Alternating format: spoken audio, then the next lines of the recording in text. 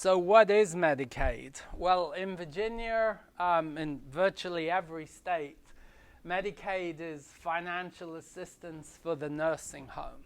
So Medicaid does not cover other facilities. It doesn't cover independent living. It doesn't cover assisted living. It only covers an actual nursing home. And as I mentioned earlier, not to be confused with Medicare, Medicare pays up to 100 days of rehab. Anywhere from 21 to 100 days of rehab can be paid for by Medicare. But Medicaid is not automatic. We have to meet strict income as well as asset limitations to qualify for Medicaid, and we'll talk a little bit about that. As you see on the screen here, this is true whether you're single or married. There are exempt assets and then countable assets or countable resources. By far and away for most of us, the biggest exempt asset is the home, is your house. But caveat, warning on that, the Medicaid rules say that the home is only exempt as long as one of the owners is living in it. So if we use Norman and Florence as our example, the house was protected as long as Norman was living in the house while Florence was in the nursing home. But let's say for some reason Norman got sick, he had to move out of the house, now the home's empty. Well, then it is again counted as a resource. Medicaid could require it to be sold, or the sale proceeds of the house could be attached later on, could be attached from the estate.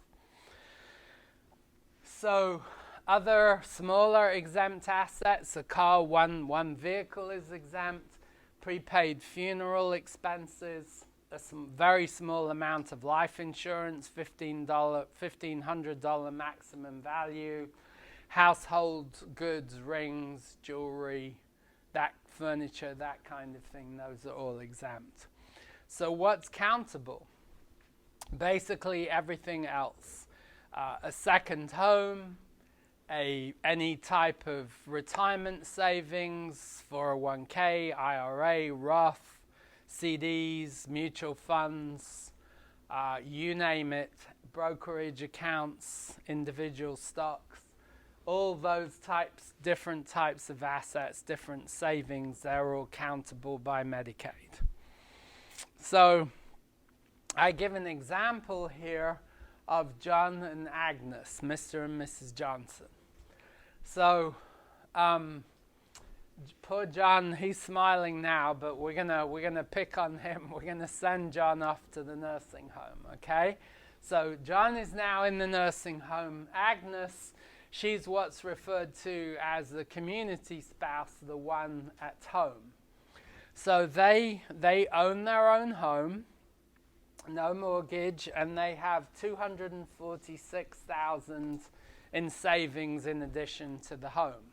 So not someone that we would ordinarily think of as being able to qualify for Medicaid, but let's take a look here. So what we do, we don't physically do this, but on paper, we divide the assets down the middle here, and we have John's share and Agnes's share.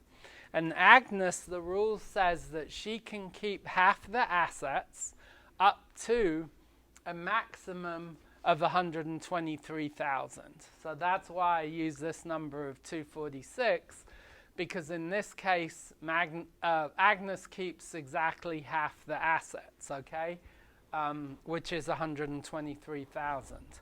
So the question then becomes, what do we do with on John's side? What do we do with that?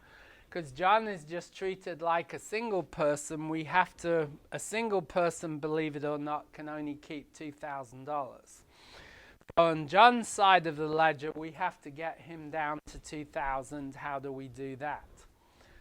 Well, as long as Agnes is in the home, the home is an exempt asset. So if it needs fixing up, if it needed a new roof, a new heat pump, whatever it may be, now's a good time to do that, to put money into the house, because again, it's an exempt asset. They have a car, but it's an old jalopy. They're afraid Agnes might break down driving it, so they're going to get rid of the old car, buy Agnes a new car that's exempt. Fix up the house I mentioned. Prepaid funeral plans, if they haven't already done that, now's a good time to do that, as well as pay off any debts. So if they have a credit card, a small home equity line, now's a good time to pay those off, because Medicaid doesn't care about debts, they only look at assets. And then finally, this type of planning takes a month or two to put in place. So of course, if John's already in the nursing home during that time, we have to pay the nursing home, obviously, to keep John in there. So all these things here, these are referred to, you might sometimes hear this is referred to as the Medicaid spend down to get John qualified.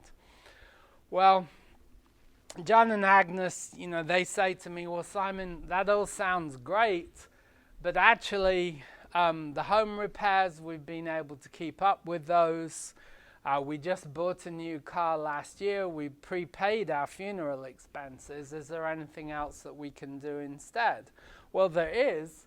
We can put in place for them, I call it this specialized financial product.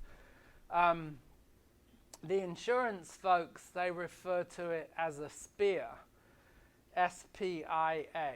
And what that stands for is it stands for Single Premium Immediate Annuity. And I always say, warning, warning, don't try this at home. It's important to do this with an expert, because there are literally thousands of different types of annuities out there. This is just one that happens to work in the Medicaid arena. Sometimes it's referred to as a Medicaid compliance annuity or a SPIA. So the way that works is we take Agnes's life expectancy, there's a table for this. In this case, it's 10 years. Okay, so we're going to take the difference between these two numbers. Don't worry too much about the math. But the difference is 121,000. Divide it by 10, that gives us the annual payout in the annuity. Then divide again by 12, that gives us a monthly payout. So we give this money to the insurance company, and then Agnes gets it back in monthly payments. That's what an annuity is. So Agnes will receive an additional $1,008 a month in income, which is great news. Obviously, we've increased our income. But more importantly than that, this 121,000 here, because this is now an annuity and payout, this is now disregarded. This is off the table as far as the Medicaid rules are concerned. So if we go back to our initial example, the home is protected because Agnes is still in it. Agnes gets to keep her CSRA, her Community Spouse Resource Allowance, so she keeps this. The 121,000 in the annuity is disregarded, and John's still able to keep his 2,000. So once we put these strategies in place, John will qualify immediately then for Medicaid. So just an example, I always tell folks, we get these calls, I don't know, probably weekly. We'll get a call at the office that'll go something along the lines of, well, Mum's already in the nursing home. I know it's too late to protect the money.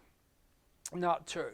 We can always protect at least some of it, even in a crisis situation.